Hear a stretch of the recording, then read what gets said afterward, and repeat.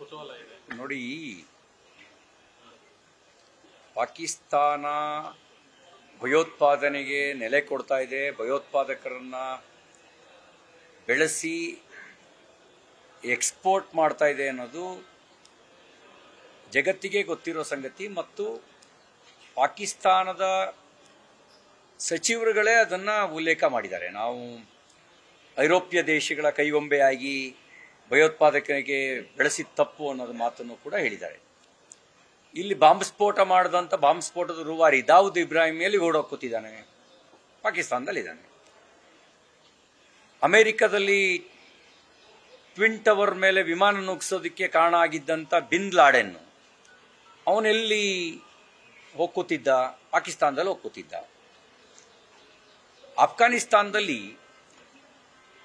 ತಾಲಿಬಾನ್ ಭಯೋತ್ಪಾದನೆ ಬೆಳೆಯೋದಕ್ಕೆ ನೆಲೆ ಕೊಟ್ಟಿದ್ದೇ ಪಾಕಿಸ್ತಾನ. ಕಾಶ್ಮೀರವೂ ಸೇರಿದಂತೆ ಖಲಿಸ್ತಾನಿಗಳಿಗೆ ತರಬೇತಿ ಕೊಟ್ಟು ಭಯೋತ್ಪಾದನಾ ಚಟುವಟಿಕೆ ಭಾರತದಲ್ಲಿ ಆಗುವಂತೆ ನೋಡ್ಕೊಳ್ತಾ ಇರೋದು ಕಾಂಗ್ರೆಸ್ ಅನ್ನೋದು, ಇದು ಪಾಕಿಸ್ತಾನ ಅನ್ನೋದು ಗೊತ್ತಿರುವ ಸಂಗತಿ. ಈಗ ಜಮ್ಮು ಕಾಶ್ಮೀರದಲ್ಲಿ ನಡೆದಂಥ ಇಸ್ಲಾಮಿಕ್ ಉಗ್ರರು ಧರ್ಮ ಕೇಳಿ ಇಸ್ಲಾಮೇತರರನ್ನ ಗುರಿ ಇಟ್ಟು ಪ್ಯಾಂಟ್ ಬಿಚ್ಚಿ ಖಾಸಗಿ ಅಂಗವನ್ನು ನೋಡಿ ಹತ್ಯೆ ಮಾಡ್ತಾರೆ ಅಂತ ಹೇಳಿದ್ರೆ ಎಷ್ಟು ದಿನ ಸುಮ್ಮನಿರಬೇಕು? ಹಿಂದೆ ಪುಲ್ವಾಮಾದಲ್ಲಿ ನಮ್ಮ ಸೈನಿಕರನ್ನು ಹತ್ಯೆ ಮಾಡಿದ್ರು.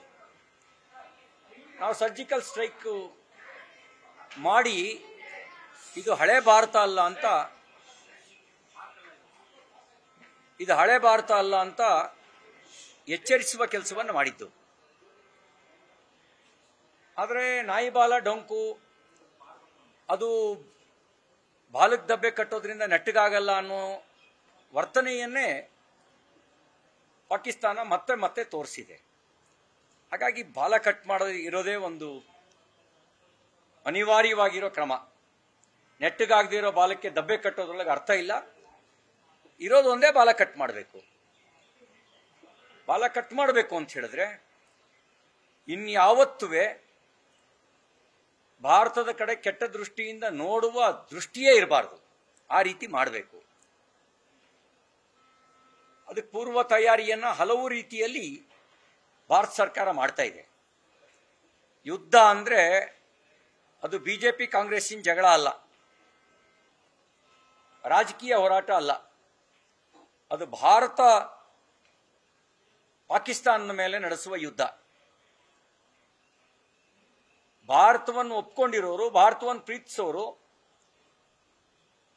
ಈ ಯುದ್ಧದ ಜೊತೆಯಲ್ಲಿ ಭಾವನಾತ್ಮಕವಾಗಿಯೂ ನಿಲ್ತಾರೆ, ವ್ಯಕ್ತಿಗತವಾಗಿಯೂ ನಿಲ್ತಾರೆ. ಹಾಗಾಗಿ ಮಾಕ್ ಡ್ರಿಲ್ಲು ಪರಿಸ್ಥಿತಿಯನ್ನು ಎದುರಿಸೋದಕ್ಕೆ ಕೊಡ್ತಕ್ಕಂಥ ತರಬೇತಿ ಅದು. ಅದರಂತೆ ನಾವು ಕೆಲವು ಯುದ್ಧಕಾಲೀನ ಕ್ರಮವನ್ನು ಕೈಗೊಳ್ಳುವ ಸೂಚನೆಯನ್ನು ಭಾರತ ಸರ್ಕಾರ ಏನು ಕೊಡುತ್ತೆ ಅದನ್ನು ಪಾಲಿಸಬೇಕಾಗತ್ತೆ. ನಾವು ಪಾಲಿಸ್ತೀವಿ. ನಾನು ಬೆಳಿಗ್ಗೆನೂ ಮಾತಾಡ್ತಾ ಹೇಳಿದೆ, ಹೊರಗಡೆ ಶತ್ರುಗಳ ಬಗ್ಗೆ ನಮಗೆ ಭಯ ಇಲ್ಲ. ಇರೋದು ಒಳಗಿರುವ ನಮಕ್ ಹರಾಮ್ಗಳ ಬಗ್ಗೆ, ಒಳಗಿರುವ ದ್ರೋಹಿಗಳ ಬಗ್ಗೆ. ಇವ್ರ ಬಗ್ಗೆ ನಾವೆಲ್ಲರೂ ಎಚ್ಚರ ವಹಿಸಬೇಕಾದ ಅವಶ್ಯಕತೆ ಇದೆ.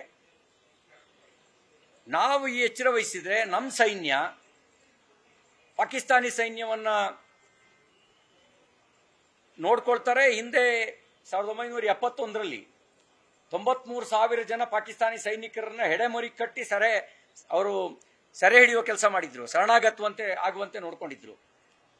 ನಮಗೇನು ಕಷ್ಟದ ಕೆಲಸ, ನಮ್ಮ ಸೈನ್ಯಕ್ಕೇನು ಕಷ್ಟದ ಕೆಲಸ ಅಲ್ಲ. ಆದ್ರೆ ಇಲ್ಲಿರುವ ದ್ರೋಹಿಗಳನ್ನ ಸಮಾಜ ಜಾಗೃತಿ ವಹಿಸಿ ತಲೆ ಎತ್ತದಂತೆ ನೋಡ್ಕೊಳ್ಬೇಕು. ಇದೇ ವಿಧಾನಸೌಧದಲ್ಲಿ ಬಂದು ಪಾಕಿಸ್ತಾನ ಜಿಂದಾಬಾದ್ ಒಂದು ಕೂಗಿರಪ್ಪ. ಏನು ಪಾಕಿಸ್ತಾನದಿಂದ ಬಂದಿದ್ರ? ನಾಸಿರ್ ಹುಸೇನ್ ಕಾಂಗ್ರೆಸ್ MP ಗೆದ್ದಾಗ ಅವನ ಹಿಂದ್ಗಡೆ ಬಂದಂತ ಫಾಲೋಯರ್ಸ್. ಈ ದ್ರೋಹಿಗಳ ಬಗ್ಗೆ ನಮಗೆ ಎಕ್ಸ್ಟ್ರಾ ಕೇರ್ ಆಗಿ ನೋಡ್ಕೋಬೇಕು. 2023 ವಿಧಾನಸಭಾ ಚುನಾವಣೆ ಬಂದಾಗ ಬೆಳಗಾಂನಲ್ಲಿ ಕಾಂಗ್ರೆಸ್ ವಿಜಯೋತ್ಸವದ ಮೆರವಣಿಗೆಯಲ್ಲಿ ಪಾಕಿಸ್ತಾನ್ ಜಿಂದಾಬಾದ್ ಅಂತ ಕೂಗ್ತಾರೆ. ಇಂಥ ದ್ರೋಹಿಗಳಿದಾರಲ್ಲ, ಅಂಥವ್ರ ಬಗ್ಗೆ ನಾವು ವಿಶೇಷ ಎಚ್ಚರ ವಹಿಸಬೇಕಾದ ಅವಶ್ಯಕತೆ ಇದೆ. ಉಗ್ರರ ದಾಳಿ ಬಗ್ಗೆ ಮಂತ್ರಿಗಳಿಗೆ ಮೊದಲೇ ಗೊತ್ತಿತ್ತು. ಆ ಕಾರಣಕ್ಕಾಗಿಯೇ ಕಾಶ್ಮೀರ ಪ್ರವಾಸ ರದ್ದುಪಡಿಸಿದ್ರು ಅಂತ ಹೇಳಿ ಎಐಸಿಸಿ ಅಧ್ಯಕ್ಷ ಮಲ್ಲಿಕಾರ್ಜುನ್ ಖರ್ಗೆ ಅವರು ಹೇಳಿದರು. ಮಲ್ಲಿಕಾರ್ಜುನ್ ಖರ್ಗೆ ಅವರೇ, ಇದು ರಾಜಕೀಯ ಮಾಡೋ ಇಶ್ಯೂ ಅಲ್ಲ. ಶ್ರೀಮತಿ ಇಂದಿರಾ ಗಾಂಧಿಯವರ ಅಂಗರಕ್ಷಕರೇ ಅವ್ರನ್ನ ಹತ್ಯೆ ಮಾಡಿದ್ರು. ಏನ್ ಹೇಳ್ತಿದ್ರಿ ನೀವು? ನೀವೇ ಇಲ್ಲಿ ಕರ್ನಾಟಕದಲ್ಲಿ ಹೋಮ್ ಮಿನಿಸ್ಟರ್ ಆಗಿದ್ರಿ. ನಿರಂತರವಾಗಿ ಚರ್ಚ್ಗಳ ಮೇಲೆ ಬಾಂಬ್ ಸ್ಫೋಟ ಆಯ್ತು. ನೀವೇನು ಹೇಳಿಕೆ ಕೊಟ್ಟಿದ್ರಿ ಅವಾಗ ಹೋಮ್ ಮಿನಿಸ್ಟರ್ ಆಗಿ? ಇದೆಲ್ಲ RSS ಕೈವಾಡ ಅಂತ ಹೇಳಿದ್ರಿ. ಆಮೇಲೆ ಒಂದು ಹಂಪು ಹತ್ರ ಒಂದು ಮಾರುತಿ ವ್ಯಾನು ಇಲ್ಲಿ ತಗೊಂಡು ಹೋಗ್ತಿದ್ದ ಬಾಂಬ್ ಸ್ಫೋಟ ಆಯ್ತು. ಆಮೇಲೆ ಗೊತ್ತಾಯ್ತು ದೀನ್ದಾರ್ ಅಂಜುಮನ್ ಸಿದ್ದಿಕಿ ಹೆಸರಿನ ಒಂದು ಭಯೋತ್ಪಾದಕ ಸಂಘಟನೆ ಇಡೀ ಬಾಂಬ್ ಸ್ಫೋಟದ ಚಟುವಟಿಕೆ ನಡೆಸಿದ್ದು. ನೀವು ಹೋಮ್ ಮಿನಿಸ್ಟರ್ ಆಗಿ ಏನು ಹೇಳಿಕೆ ಕೊಟ್ಟಿದ್ರಿ ಅವಾಗ? ಇಂಟೆಲಿಜೆನ್ಸ್ನವ್ರು ಬಂದು ಮಲ್ಲಿಕಾರ್ಜುನ್ ಖರ್ಗೆ ಅವರಿಗೆ ರಿಪೋರ್ಟ್ ಕೊಟ್ಟಿದ್ರಾ? ನೀವ್ಯಾಕೆ ಹೇಳಲಿಲ್ಲ ಮುಂಚೆನೆ? ಹೇಳಿದ್ರೆ ತಪ್ಪಿಸ್ಬೋದಿತ್ತಲ್ಲ. ಈ ರೀತಿ ಸುಳ್ಳು ಹೇಳೋದು ಕಾಂಗ್ರೆಸ್ನ ಒಂದು ಜಾಯಮಾನ. ಸುಳ್ಳು ಬೇರೆ ಬೇರೆ ವಿಷಯಗಳಲ್ಲಿ ಹೇಳ್ತೀರಿ, ಗೊತ್ತಿದೆ. ಈ ವಿಷಯದಲ್ಲೂ ಯಾಕೆ ಹೇಳ್ತೀರಿ? ಈ ಮೀಸಲಾತಿ ವಿಷಯದಲ್ಲೂ ನೀವು ಸುಳ್ಳು ಹೇಳಿದ್ರಿ, ಸಂವಿಧಾನದ ವಿಷಯದಲ್ಲೂ ಸುಳ್ಳು ಹೇಳಿದ್ರಿ. ನಿಮ್ಮ ಅಧಿನಾಯಕ ರಾಹುಲ್ ಗಾಂಧಿಯವರು ಅಂಬೇಡ್ಕರ್ ಬರೆಯೋಕ್ಕಿಂತ ಮುಂಚೆ 1000 ವರ್ಷದ ಮುಂಚೆನೇ ಸಂವಿಧಾನ ಇತ್ತು ಅಂತ ಹೇಳಿದ್ರು. ಯಾವ ನಾಲೆಡ್ಜೋ ಗೊತ್ತಿಲ್ಲ. ಯಾವ ಆಕ್ಸ್ಫರ್ಡ್ ಯೂನಿವರ್ಸಿಟಿಲಿ ಓದಿದ್ರೋ, ಹಾರ್ವರ್ಡಲ್ಲಿ ಓದಿದ್ರೋ, ಅಥವಾ ಕಾಂಗ್ರೆಸ್ ಸುಳ್ಳಿನ ಫ್ಯಾಕ್ಟ್ರಿ ಅವರಿಗೆ ಆ ವಿಷಯನ ಹೇಳ್ಕೊಡ್ತು. ಅಂಬೇಡ್ಕರ್ ಅವರ ಮಹತ್ವನೇ ಕಡಿಮೆ ಮಾಡುವ ರೀತಿಯಲ್ಲಿ ಹೇಳಿಕೆ ಕೊಟ್ಟರು. ನೀವು ಹೇಳಿಕೆ ಕೊಟ್ಟಿದ್ರಿ. ಅಂಬೇಡ್ಕರ್ ಅವರ ಸೋಲಿಗೆ ಕಮ್ಯುನಿಸ್ಟ್ ಪಾರ್ಟಿಯ ಎಸ್.ಎ. ಡಾಂಗೆ, ವೀರ್ ಸಾವರ್ಕರ್ ಕಾರಣ ಅಂತ ಹೇಳಿದ್ರಿ. ಸೋಲ್ಸಿದ್ ನಿಮ್ಮ ಕಾಂಗ್ರೆಸ್ ಪಾರ್ಟಿ. ನಿಮ್ಮ ಜವಾಹರ್ಲಾಲ್ ನೆಹರು 2 ಸರಿ ಹೋಗಿ ಅಂಬೇಡ್ಕರ್ ವಿರುದ್ಧ ಪ್ರಚಾರ ಮಾಡಿದ್ರು. ಅದು ನೀವು ಹಿಂಗೆ ಹೇಳೋ ಸುಳ್ಳು, ವಿಷಯಾಂತರ ಮಾಡಕ್ಕೆ ಹಿಂಗೆ ಹೇಳೋವಂಥದ್ದು ಒಂದು ಸುಳ್ಳು. ಈ ವಿಷಯದಲ್ಲೂ ಸುಳ್ಳು ಹೇಳಿ ಗತ್ತಲಾಗಬೇಡಿ.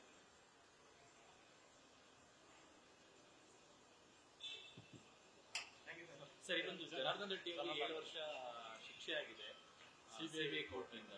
ಅವರು ನಿಮ್ಮ ಪಕ್ಷಕ್ಕೆ ಮತ್ತು ನನಗೆ ಸಮಗ್ರ ಮಾಹಿತಿ ಇಲ್ಲ ಯಾವ ಕೇಸ್ನಲ್ಲಿ ಯಾವ ಹಿನ್ನೆಲೆಯಲ್ಲಿ ಅಂತ. ಜಡ್ಜ್ಮೆಂಟ್ ನೋಡಿದ ಮೇಲೆ ಪ್ರತಿಕ್ರಿಯಿಸ್ಬೋದು. ಇಷ್ಟಾದ್ಮೇಲೂ ಕೂಡ ಕೇಸು ಅದು ಅವ್ರ ಕಂಪ್ನಿ ಮೇಲೆ ಅವರ ಇಂಡಿವಿಜುವಲ್ ಆಗಿ ನಡೆದಿರೋದು. ಜಡ್ಜ್ಮೆಂಟ್ ಬಂದಿದ್ರು ಎದುರಿಸಬೇಕಾಗಿರೋದು ಜನಾರ್ದನ್ ರೆಡ್ಡಿ ಅವರು ಮತ್ತು ಅವ್ರ ಕಂಪನಿ, ಭಾರತೀಯ ಜನತಾ ಪಾರ್ಟಿ ಅಲ್ಲ.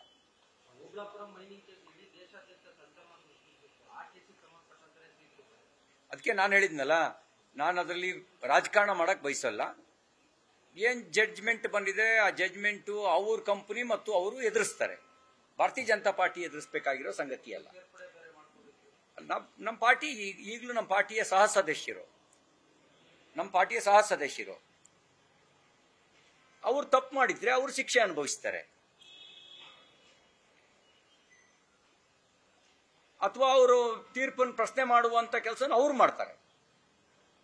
ಅದು ಪಾರ್ಟಿಗೆ ಸಂಬಂಧಪಟ್ಟಿದ್ದಿಲ್ಲ, ಅವರು ಮತ್ತು ಅವ್ರ ಕಂಪನಿಗೆ ಸಂಬಂಧಪಟ್ಟಿದ್ದು. ಶಿಕ್ಷೆ ಅನುಭವಿಸೋದಾದ್ರೂ ಅವರೇ ಅನುಭವಿಸ್ಬೇಕು, ಅಪೀಲ್ ಹೋಗೋದಾದ್ರೂ ಅವರೇ ಹೋಗ್ಬೇಕು, ನಾಟ್ ಪಾರ್ಟಿ. ನಾವು ಹಂಗಂತ ಕಾಂಗ್ರೆಸ್ ರೀತಿಯಲ್ಲಿ ಎಲ್ಲವನ್ನೂ ಜಸ್ಟಿಫೈ ಮಾಡಕ್ ಹೋಗಲ್ಲ.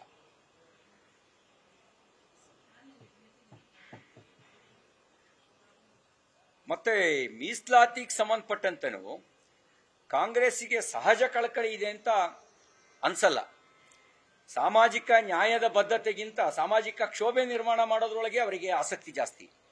ನೋಡಿ, 2014ರಲ್ಲಿ ಕರ್ನಾಟಕದಲ್ಲಿ ಸಾಮಾಜಿಕ ಶೈಕ್ಷಣಿಕ ಸಮಿತಿ ಮಾಡ್ತೀವಿ ಅಂತ ಆದೇಶ ಮಾಡಿದ್ರು. 14 ತಿಂಗಳವರೆಗೂ ಅದನ್ನ ಏನೂ ಚಟುವಟಿಕೆನೇ ಮಾಡಲಿಲ್ಲ. 2015ರಲ್ಲಿ ಅದು ಶುರು ಮಾಡಿದ್ರು. 17ರಲ್ಲಿ ಕಾಂತರಾಜ್ ರಿಪೋರ್ಟ್ ಕೊಡ್ತು, ಅಡಿ ಹಾಕೊಂಡು ಕೂತ್ಕೊಂಡ್ರು. ಬದ್ಧತೆ ಇದ್ದವ್ರು ಅಡಿ ಹಾಕೊಂಡು ಕೂತ್ಕೋತಿದ್ರ? ಜಯಪ್ರಕಾಶ್ ಹೆಗಡೆ ರಿಪೋರ್ಟ್ ಕೊಟ್ಟು 14 ತಿಂಗಳಾಯ್ತು, ಅದನ್ನು ಅಡಿ ಹಾಕೊಂಡು ಕೂತಿದ್ರು. ಈಗಲೂ ಅವರಿಗೇನು ಬದ್ಧತೆ ಇಲ್ಲ, ಯಾವ ಬದ್ಧತೆನೂ ಇಲ್ಲ. ಸಾಮಾಜಿಕ ನ್ಯಾಯದ ಮೇಲೆ ನಂಬಿಕೆಗಿಂತ ಸಾಮಾಜಿಕ ಕ್ಷೋಭೆ ನಿರ್ಮಾಣ ಮಾಡಿ ರಾಜಕೀಯ ಲಾಭ ಪಡೆಯುವ ಹವಣಿಕೆ ಮತ್ತು ತನ್ನ ಕುರ್ಚಿ ಉಳಿಸ್ಕೊಳ್ಳೋ ಸಂದರ್ಭ ಬಂದಾಗೆಲ್ಲ ಮೀಸಲಾತಿ ಪ್ರಶ್ನೆ ಎತ್ತೋದು ಕಾಂಗ್ರೆಸ್ನ ಒಂದು ಜಾಯಮಾನ.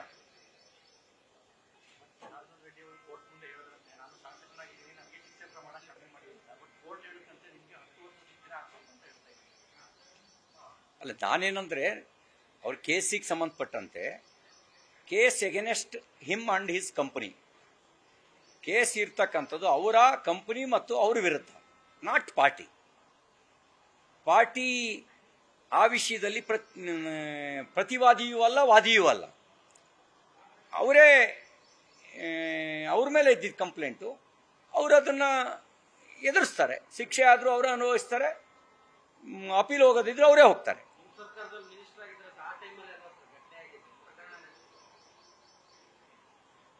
ಹೌದು ಹೌದು, ಅದಾದ್ಮೇಲೆ ಮಂತ್ರಿ ಸ್ಥಾನಕ್ಕೂ ರಾಜೀನಾಮೆ ಕೊಡಬೇಕಾಯ್ತು. ಹಾಗಂತ ನಾವು